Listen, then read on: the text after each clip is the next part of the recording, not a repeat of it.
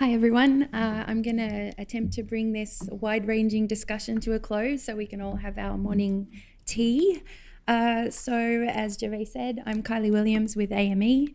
I'm wondering if the three of you can turn your microphones on. There's a button underneath there.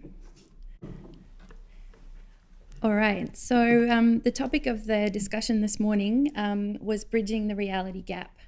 So what we learnt, I think, is that the reality is kind of scary. There are lots of problems. Some of them are huge, some of them are small, but there are a lot. And as Dave said, it's up to us. So I'm going to ask our three panelists to pick one thing that the clever people in this room can do to address the reality gap. And if you like, you can think about it for just a moment. I will just go back over the opportunities and risks that we're facing, market pressures, geopolitical volatility, energy transition, critical metals, capital, mining, mergers and acquisitions, technology impact, and public perception. Pick one.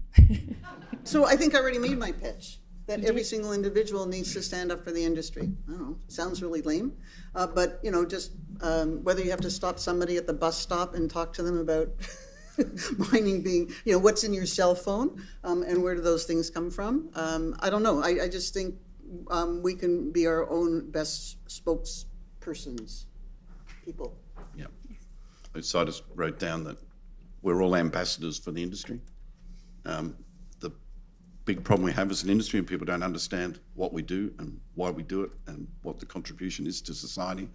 We are the troops of the industry. It's up to us really we can run messages, which is fine, but that's why those little factoids, I like using them. I like equipping people for things to say when they're at the barbecue or their school friends come home with their parents, things they can talk about.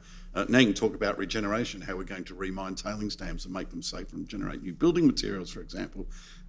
So it's our problem to own and do something about. We shouldn't expect someone from outside the industry to fix it for us. So I'll just build on that because those are all great points. And I just extend it a little bit and put a plea to you to when you have these conversations, have them with somebody who doesn't look like you. Think about what we are. There's people in the room. We love the field trips, but not everybody actually likes field trips. So think about talking to people who you're not in your comfort zone when you're talking to them. They might actually violently disagree with you. Talk to them. They're the people who ultimately are going to be important to changing people's perceptions. So that doesn't mean not doing the kids stuff, because I think it's on the Minerals Ed here in BC is another organization that does wonderful stuff. So we do all that, but put yourself in an uncomfortable spot. You're sitting on a plane and you tell them you're in the mining industry and the person goes apoplectic, and spend some time talking to that person. John Van told me a story about being on an aeroplane just recently, and they asked John, who's the chief geode angler, what do you do? And told them. And the response to that person was, I thought we're over mining. I thought we'd finished that now. So that's why every person you can talk to makes progress, right? It's important. I'll just sorry to tell you one story, just because it's a good story. So in Bisbee, outside in southern Arizona, is an incredible old mine with just the most lurid colors you're ever going to see on the face, of bright reds and greens and oranges and so on. And there's a nice town in Bisbee which is now pretty much an arts community. And so I was outside Bisbee looking at the rocks, and this old couple stopped me and so on and said, "What are you doing?" I said, "I'm looking at the rocks because they're really interesting. It tells you about how the mine formed and so on." Yeah, they stared at the mine and said, "It's such a shame that they put it so close to the town." That was not a short conversation.